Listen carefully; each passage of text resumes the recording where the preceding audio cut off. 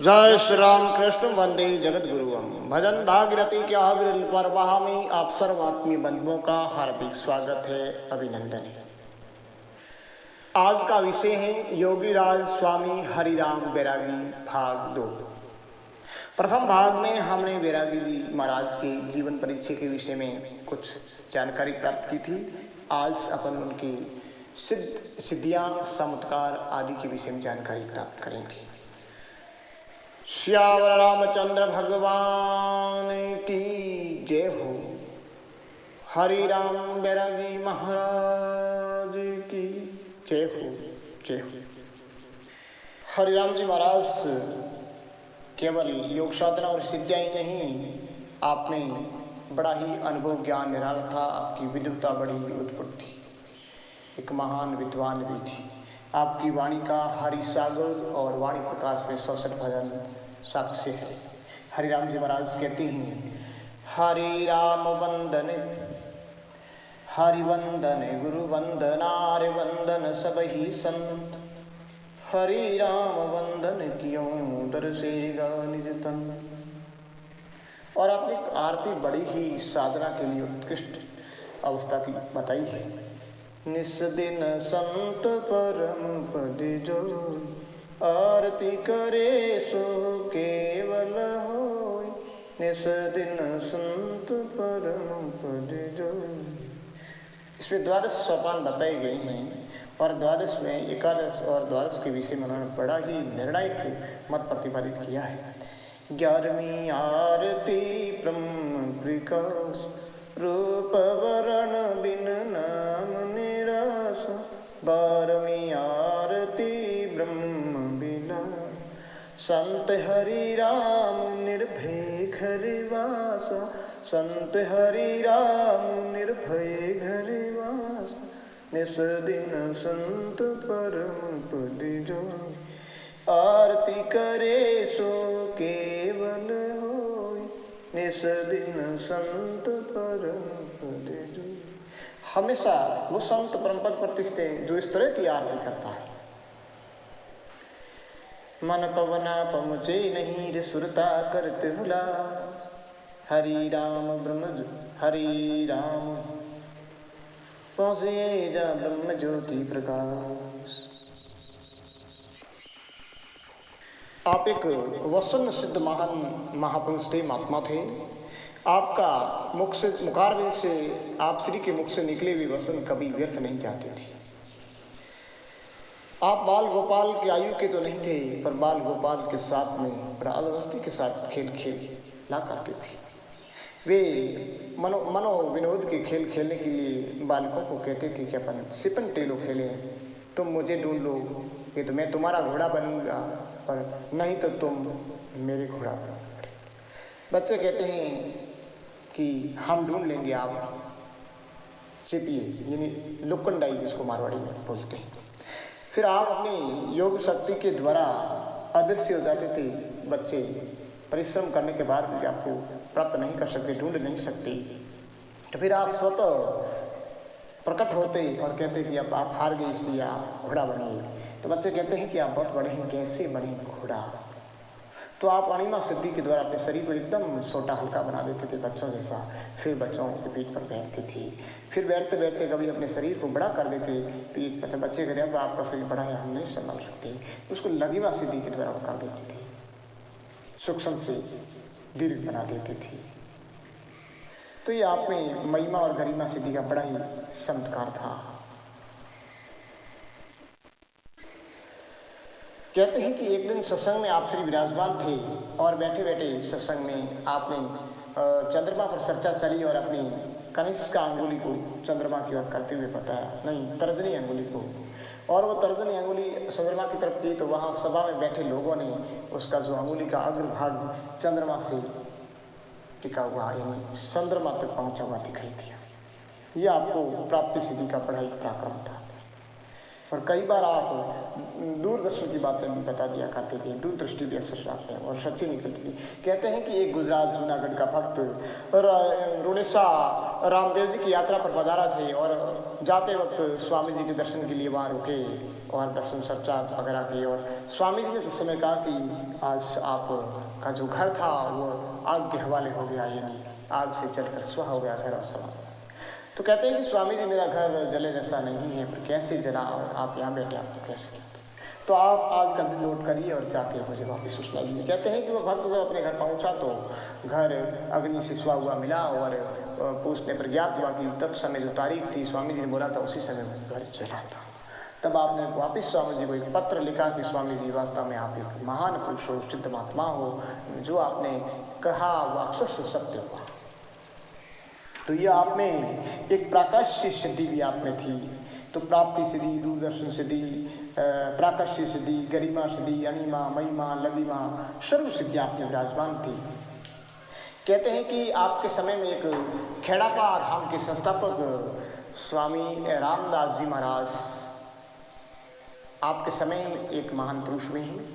तो आप खेड़ापा विराजते थे और हरिराम जी महाराज करवड़ विराजते। दोनों का बड़ा ही स्नेह था, आंतरिक बड़ा ही अनुराग था। तो कभी कभार रामदास जी महाराज करवड़ पधार जाते तो कभी आप खेड़ापा पधार जाते। एक बार का ऐसा सुअवसर मिला कि आप वहाँ पधारे और स्वामी जी के साथ में भक्ति वैराग्य की बातें करने लगे।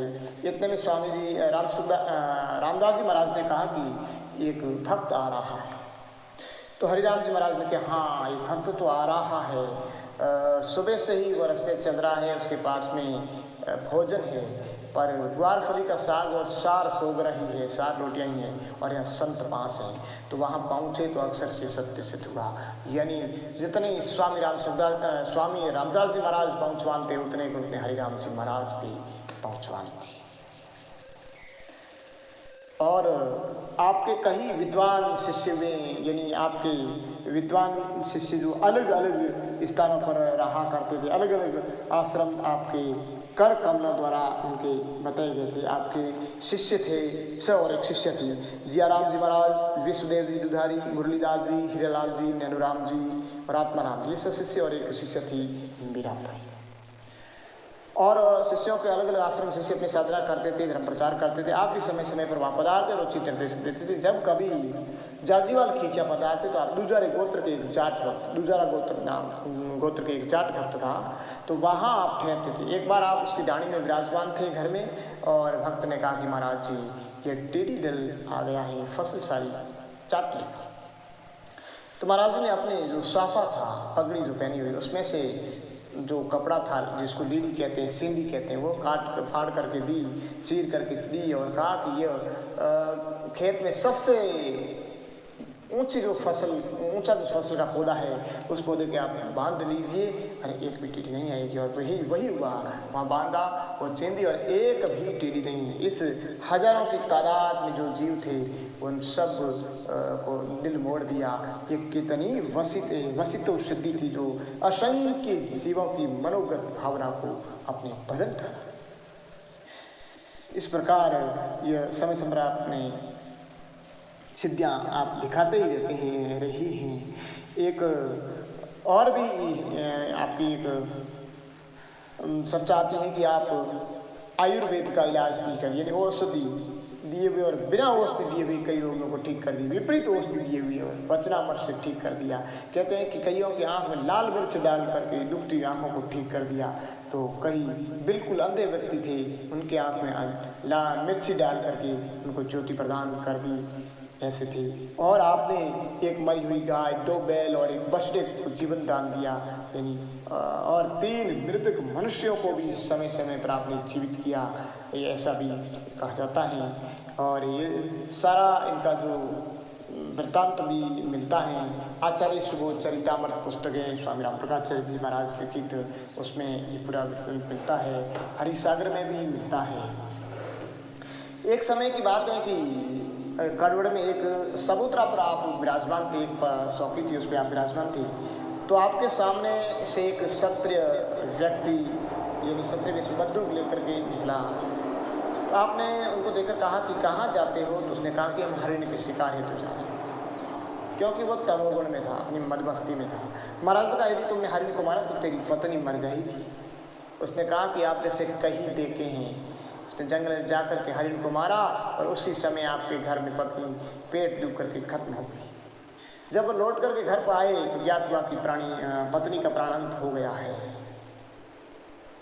रोने लगा और कहा, फिर रोने लगा, दौड़ता हुआ महाराज जी के पास आया और कहा कि आज से आगे मैं ऐसा कोई काम नहीं करूंगा, महाराज जी क्षमा करें। महाराज जी ने कहा कि तुमने संत आज्ञा का उल्लंघन किया है, अवहेलना की है, अब तेरी औरत नहीं जी। और ये कहते हैं कि एक बार एक ऐसा अपनी मद में सूर एक घमंडी पंडित ब्राह्मण भी आपके वहां पधारा शास्त्रार्थ करने के लिए।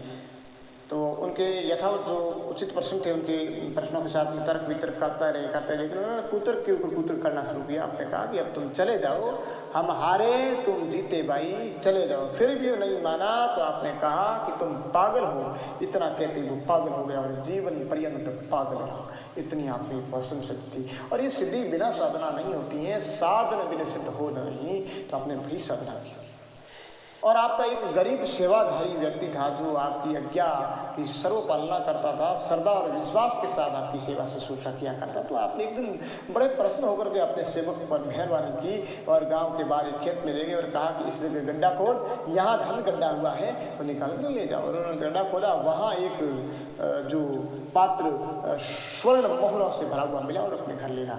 जब चर्चा हुई और जागीरदार को ज्ञात हुआ कि खेत में से गड्ढा किसने खोदा, क्या हुआ, तो उन्होंने पता किया कि स्वर्ण हमारे निकाल करके ले गया है। जागीरदार ने कहा कि खेत मेरा है भाई, हमारी मोहरें हैं, तुम कौन हो जाने वाले? तो कहा कि हमें स्वामी जी ने दी है। तो फिर ये जो मुकदमा था ये मुद्दा न्यायालय में चला गया, राज दरबार में चला गया। फिर वहाँ स्वामी जी भी वहाँ पधारे और फिर स्वामी जी को न्याय के लिए वहाँ बिठाया गया। स्वामी जी ने कहा, पूछा उनको किसान को कि भाई आपकी मोहरें कैसी थी? तो किसान ने कहा कि मोहरें गोल ही होती है, मेरी मोहरें भी गोल ही थी। स्वामी जी ने उस पात्र को अपने पास लिया और उनको वहाँ खाली किया। उस सदर पर, वहाँ सदर बिछाई गई राज दरबार में, खाली किया गया तो सभी मोहरें चौकोर मिली और न्याय भक्त के पक्ष में। यानी कितनी अद्भुत शक्ति थी। मोहरें कभी चौकोर हुआ नहीं करती थी, वो चौकोर मिली। एक बार आप जाजीवाल खीसिया के वहाँ किसान के घर पधारे भी थे। वहाँ शायद कोई वृक्ष नहीं था, आप पीलवान जाल वृक्ष का दातुन कर रहे थे। दातुन करते हुए आपने जमीन में वहाँ रोक दिया और धीरे धीरे उनको कहा कि इसको पानी पिलाते रहो। देखते देखते कुछ ही दिनों में वो एक बहुत बड़ा वृक्ष बन गया जो अद्यावधि दर्शनीय है, पीलवान व जाल वृक्ष जाजीवाल। तो ऐसी कई रिद्धियाँ सिद्धियाँ नवनिधियाँ आपकी इर्द गिर्द घुमा करती थी। आपके जीवन संबंधी कई अलौकिक बहुसिद्ध किंवदंतियाँ आज भी सुनने को मिलती हैं। परंतु इतना विस्तार है से ऑडियो बहुत बड़ा हो जाएगा, लेकिन संक्षेप आपके सामने यह प्रस्तुत भी हमने किया है। और एक बार कहा करते हैं कि वहाँ कड़वड़ में जो कड़वड़ कहते हैं अपन, कड़वड़, तो कड़वड़ में पानी की तंगी देखकर आपने भूतों से तालाब भी खुदवाया, जो एक ही रात्रि में पूरा काम होने पर सभी भूतों को गति करके मोक्ष पहुंचा दिया। सवेरे एक भूत सरदार पीछे रह गया था, तो वो चिल्लाने लगा। तो स्वामी जी ने पूछा कौन है? तब उन्होंने कहा कि मेरे साथी सब कहाँ गए भूत?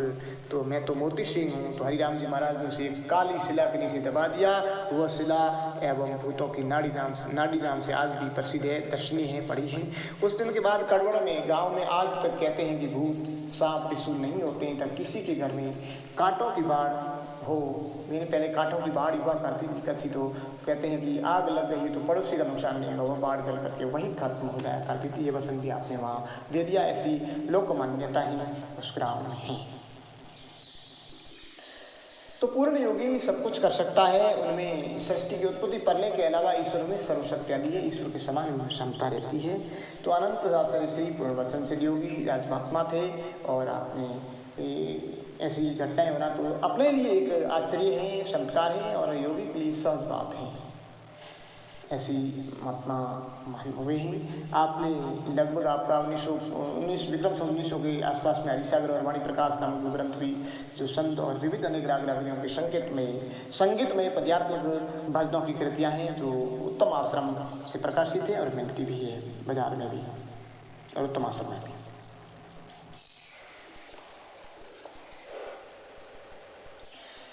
स्वामी जी ज्यादातर वैरागी और गुदरिया के नाम से विख्यात रहे हैं, जो उनकी वाणी में शब्द आए हुए हैं। शब्दों के कारण आप बड़े ही प्रसिद्ध रहे हैं। हरिराम गुदरिया बोले, हरिराम वैरागी बोले, ऐसा कहा जाता है भजनों में। फिर एक समय ऐसा करता है कि कुछ किसान भक्त हरिद्वार यात्रा के लिए चले, तो आपसे भी निवेदन किया स्वामी जी, पर आप पधारे नहीं। आप जोधपुर आदर्श गुरुद्वारा था, वहाँ पधारे, वहीं पर जियाराम जी के पास में सेवा से प्राप्त किए। कहते हैं कि 130 वर्ष की आयु में विक्रम संवत 1933 में चैत्रवदी दूज और सोमवार को प्रातः 5 बजे यह आपने जीवित समाधि के लिए मां समाधि में लीन हो गई। यानी इलौकिक लीला सवन को भौतिक देह को त्याग कर नित्य लीला लवणी ब्रह्म रूप से साकेतवास किया। आपके शिष्य जियाराम जी ने आपकी जो अंतिम प्रक्रिया थी वह संपन्न की। आपका दर्शनीय स्मृति स्थल जो है समाधि है वो कागा तीर्थ जोधपुर में है। वहाँ कागा की जो समाधियां हैं हरिराम बगीची के नाम से प्रसिद्ध हैं। आज बड़ी ही सुरम्य और रमणीय बनाई हुई है। वहाँ के महंत श्री स्वामी राम प्रकाशाचार्य जी की मेहनत से वहाँ आज बड़ा ही दर्शनीय स्थल बनी हुई है, जो गुरु परंपरा की सर्व आचार्यों की वहाँ समाधियां हैं। आपने समाधि लेने के बाद में जो हरिद्वार गए हुए थे कुंभाराम जी गोदारा वगैरह, तो कुंभाराम जी गोदारा को वहाँ दर्शन दिया और कुछ स्वयं पूछे, समाचार वगैरह पूछे, और आपने हाथ में रखने वाला सदा जो डंडा उन्हें देकर कहा कि इसे निर्व्यसन होकर रखना, किसी प्रकार का नशा मत करना और आपकी सर्व सफलता धन धान्य ऐश्वर्य की प्राप्ति होगी। और यदि बीड़ी तंबाकू का प्रयोग किया, नशा किया, व्यसन किया तो कुछ भी लाभ नहीं होगा।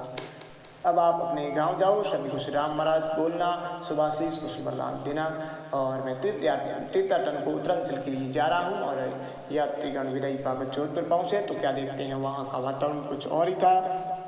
अवसर श्री के साथ समाज होने के समाचार पाए गए। तब आपका यह महिमा में कीर्ति ध्वज का फहरान पाकर आप सभी आश्चर्य बोलकर धूमधाम से हमारी पूजन किया, दिवंगत गुरु उत्सव मनाया और सारी बात बताई कि स्वामी जी वहाँ मिले और ये डंडा दिया। वह डंडा आज भी कुंभाराम जी गोदारा के वंशजों के पास में मौजूद है, और जो निर्व्यसन रहते हैं तो उनका जो वसन किया उस अनुसार धन धान्य से फले फूलते हैं आज भी। हरिराम जी महाराज की जय हो।